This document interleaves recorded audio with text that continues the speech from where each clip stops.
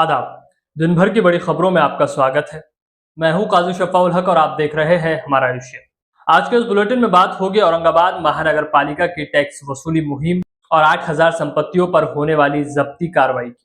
Jail से बाहर आते ही पुराने अंदाज में लौटे आजम खान की महाराष्ट्र में कांग्रेस और भाजपा कार्यकर्ताओं के बीच छिड़ी तकरार और 73 वर्षीय कांग्रेस कार्यकर्ता को जबरन साड़ी पहनाने की घटना। दिल्ली दंगों के केस में उमर खालिद और अन्य की जमानत पर सुप्रीम कोर्ट की बड़ी सुनवाई की। आइए देखते हैं अब खबरें विस्तार से। इस साल महानगर पालिका ने टैक्स वसूली को लेकर टैक्स से आजादी और टैक्स से निजात नाम की मुहिम शुरू की थी।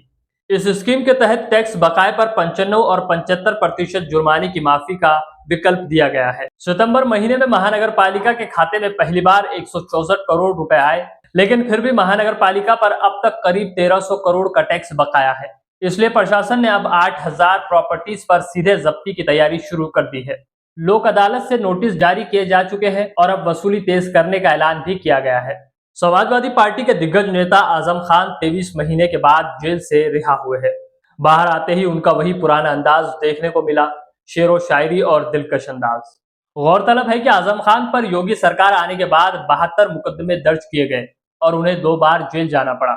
समर्थकों के लिए उनकी रिहाई बड़ी राहत मानी जा रही है। पत्ता पत्ता बूटा बूटा हाल हमारा जाने है।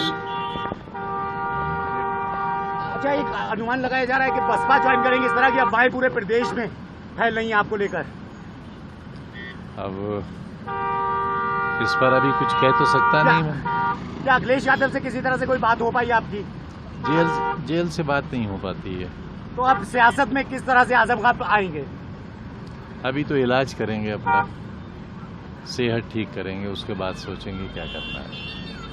महाराष्ट्र बीजेपी और कांग्रेस कार्यकर्ताओं के बीच जबरदस्त विवाद देखने को मिला। मामला एक मॉर्फ तस्वीर से जुड़ा है जिसमें प्रधानमंत्री नरेंद्र मोदी को साड़ी में दिखाया गया था। बीजेपी ने इसे आपत्तिजनक बताया और जब उस तस्वीर के पीछे कांग्रेस कार्यकर्ता प्रकाश मामा पगारे का नाम आया तो उन्हें पकड़कर जबरदस्ती साड़ी पहना दी गई। पगारे 73 साल के वरिष्ठ कांग्रेस कार्यकर्ता है। कांग्रेस ने बीजेपी की इस हरकत को अभिव्यक्ति की आजादी पर हमला बताते हुए कहा कि बीजेपी चाहे तो पुलिस में शिकायत कर सकती थी, लेकिन इस तरह बेइज्जत करना शर्मनाक है। या व्यक्तीने मोदीजींना साडी नेसवली होती आणि तो पोस्ट त्यांनी तुमच्या फेसबुकला आणि व्हॉट्सअपला ठेवला होता।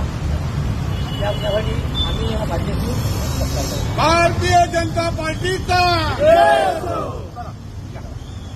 2020 के दिल्ली दंगे केस में छात्र कार्यकर्ता उमर खालिद, शर्जील इमाम और कई अन्य की जमानत याचिका पर सुप्रीम कोर्ट ने दिल्ली पुलिस से जवाब मांगा है। कोर्ट ने पुलिस को नोटिस जारी करते हुए अगली सुनवाई 17 अक्टूबर तय की है। याचिकाकर्ताओं के वकील कपिल सिब्बल और AM सिंघवी ने दलील दी है कि आरोपियों को 5 साल से ज्यादा वक्त से जेल में रखा गया है और ये बहुत लंबी हिरासत है।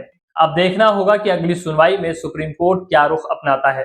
तो ये थी आज की कुछ बड़ी खबरें। आपसे कल फिर मुलाकात होगी, तब तक देखते रहिए हमारा एशिया।